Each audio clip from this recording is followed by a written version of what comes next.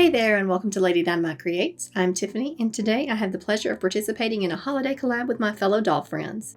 Joining me in the collab is our wonderful host, I Can Do That DIY, Blurred Colors Art, Electric Bunny, Insanely Creating, and Steffo Doll. Some of the collab partners are putting the finishing touches on their dolls, so keep an eye out for them a little later. They're worth the wait. Alrighty, for the base doll I went with Barbie. She's got some articulation, but not as much as the Made to Move ones. I wanted one without a toothy smile and some movement, which made my choices a bit trickier.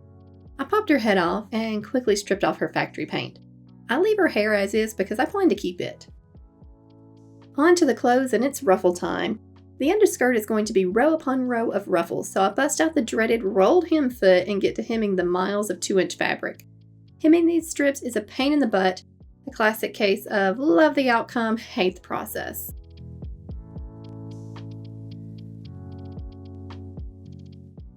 After what feels like an eternity, I can finally get to ruffling.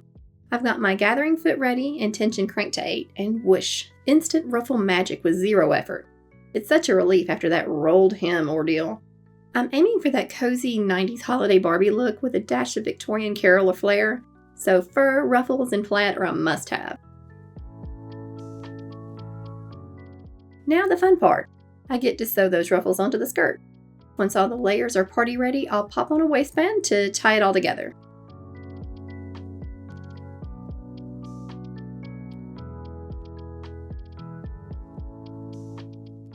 With the waistband on, I can sew up the back seam. I was really careful to make sure I caught all the ruffles along the way. Here's the skirt all finished. I changed my mind about the tie-on waist and swapped it for a Velcro instead. It fits like a dream now. For the overdress, I had this big idea for a center panel with an interwoven design. Fancy, right? But pulling it off at doll scale, a whole different challenge. So I sketched out the shape on my board, prepped a ton of hemmed strips, and got my hem tape ready for action. Using the pattern on my board as a guide, I carefully line everything up and alternate sides to create that one-of-a-kind look. It's fiddly work, but totally worth it for the final result. A huge shout out to my amazing Patreon supporters. You make this creative journey so special with your encouragement and enthusiasm. Thank you for being such an incredible part of this adventure. Angel Bookwalter, Awkward Bird, B. Burnett, Deborah Sweeney, Jay Zer, Stephanie L., Dancing Johari, Dollicious, Bex Mini Studio, Buniwa, Ellen Daria, Kitsy, K. Whipple, Lindsay, The Oak Magpie, Tara N. If you're into dolls and all things creative, come join me on Patreon. I'd love to have you along for the ride. After some trial and error, I found a much easier way to tackle this, and I prepped all of my pieces off to the side first and then layered them up. It went much faster after that.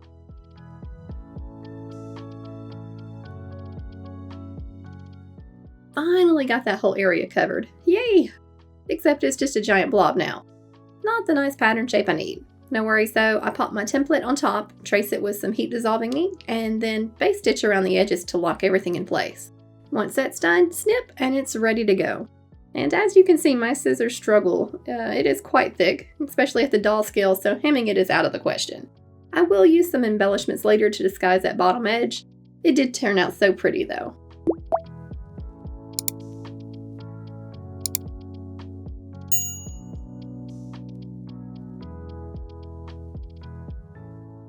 Next up in finishing the bodice is adding the combo side back pieces. Since the center panel refuses to bend, I've got to top stitch them on. Don't worry, the stitches will get hidden later on with some trim. Then it's sleeve time and I quickly pop those on. Continuity? What continuity? I jumped right in and sewed up the sleeves and side seams, and those fur cuffs, yeah, they were out. I swapped them for a removable fur muff instead. It was way more fun.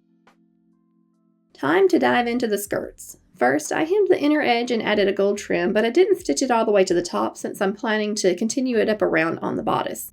It's one of those funny order of operation things where some things had to wait, but I also didn't want the extra bits getting in my way later.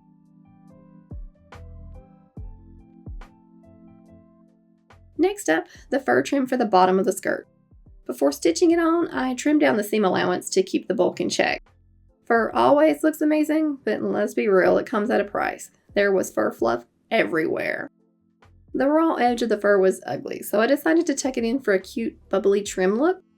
Sure, I could have hand-stitched this on, but glue was way faster. Judge me if you must, I have no regrets.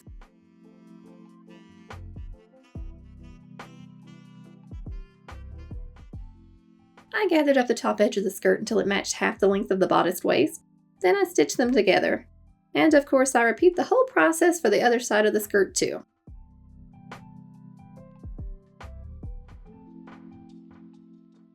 Remember that gold trim I left long? Time to finish it up. I attached it to the sides of the skirt along the center bodice panel and then around the back of the neckline. I stitched it down on both sides to make sure it stays put. The curves around the neck were a bit tricky on the sewing machine, but I made it work. Then I sewed up the center back and added Velcro closure for the perfect fit. After I tried the dress on the doll, I noticed the drape wasn't quite right. The overskirt layer is super full, but the fur's weight was pulling it down and messing with the ripple effect I wanted. No worries though, I measured a length of wire and slid it through the fur trim. Since the trim was folded under, it created a handy little tube to house the wire and get that drape just right. A bit of hot glue here and there prevents the wire from shifting around. Here's the finished dress, and I'm in love with how the wire turned out. It gave the dress the perfect fullness and really made it pop. To top it off, I added a detachable fur collar and matching muff for that extra touch of cozy glamour. Face up time! I grabbed my watercolor pencils and pastels to give her a fresh new look, and after 3 coats of Mr. Super Clear UV Cut Matte, her vinyl is all prepped and ready for the next steps. If you are curious about the exact supplies I used to bring my dolls to life, check out the full list in the description box. I started by sketching her eye shape, and let me tell you, those eyes are tiny. Working with the smaller Barbie sculpt was a bit of a challenge since I'm used to the larger dolls, but it was a fun change of pace. My whole vision behind this doll was to create a holiday Barbie that would feel totally at home alongside the iconic dolls from the 80s and 90s. You know, the ones with the big poofy skirts and all those fun details, especially the ones with the fur and velvet. I've always loved how those fabrics added such a luxurious touch. If I had to pick a favorite from that era, I would definitely say the 1996 holiday Barbie. That one always reminded me of a traditional Christmas caroler, and you can totally see how it inspired my design. But honestly, the 2007 version is pretty fantastic too. I can't believe it took them that long to finally get a traditional Santa-inspired look, but it was totally worth the wait. When I started sourcing fabrics for this doll, I was dead set on using white for that classic holiday vibe. But after a little hunt and not finding any white furs that felt quite right, I'm actually glad it worked out that way. The warm brown that I ended up with really adds a richness to the color palette that would have been missing otherwise. It's just the right touch to make everything feel cozy, elegant, and festive without going over the top. Sometimes the unexpected changes turn out to be the best ones. Now, if I had to pick my least favorite, I think it would have to be the 1997 holiday Barbie. I hate to say it, but it honestly feels like they kind of phoned it in with the design that year. I mean, they just slapped on some ribbon and called it a day, right? I don't know what they were going for with it, but it really didn't hit the mark for me. There wasn't the same level of detail or pizzazz that we saw in other years. It was kind of a meh moment compared to some of the other more elaborate and thoughtful designs we got in the 80s and 90s. Don't get me wrong, I'm sure some people love it, but for me, it just felt a little too cheap. I'm sure a lot of you out there have some strong opinions about Holiday Barbie, and I want to hear all about them. Which one was your absolute favorite? But here's the real question. Which was your least favorite? I'm all ears and would love to know what you think.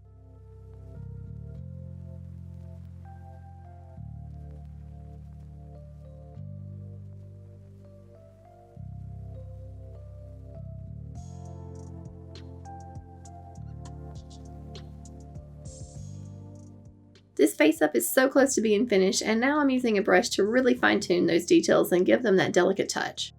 At this scale, the difference between the tip of a freshly sharpened pencil and the brush is massive. It's like night and day when it comes to precision. I'm all about those super fine lines to make everything pop, and the brush is the perfect tool to get that soft detail.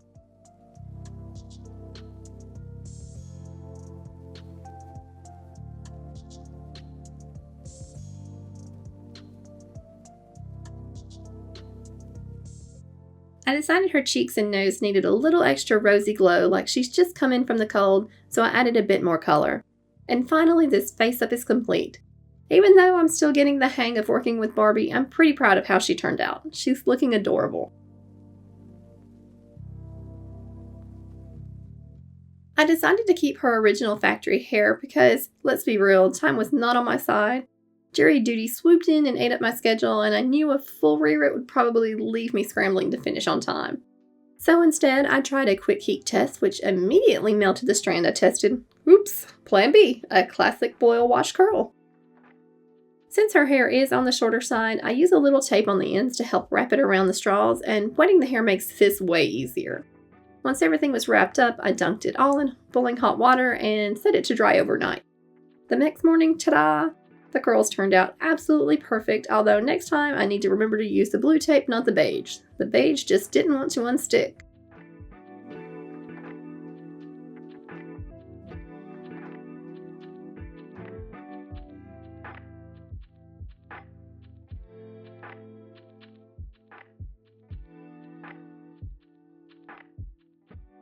To finish her look, I top her off with a sparkly bow and earrings because, well, everything is better with a little sparkle. Don't forget this enchanting holiday doll is part of an amazing collaboration. There are so many other talented creators involved and you won't want to miss what they've come up with. Each one brings their own unique flair and creativity to the table, so be sure to check them out and get inspired by all of the festive magic. Also, a big thank you to Nick for being such an amazing host. Holly is available and up for grabs on my Etsy shop, so if you're ready to add her to your collection, head on over and check her out. While you're there, take a peek at the other unique creations I've got waiting for you, like my custom 3D printed shoes. Thank you so much for coming along on this creative adventure with me. Your support means everything and it keeps me inspired. And remember, always be creating.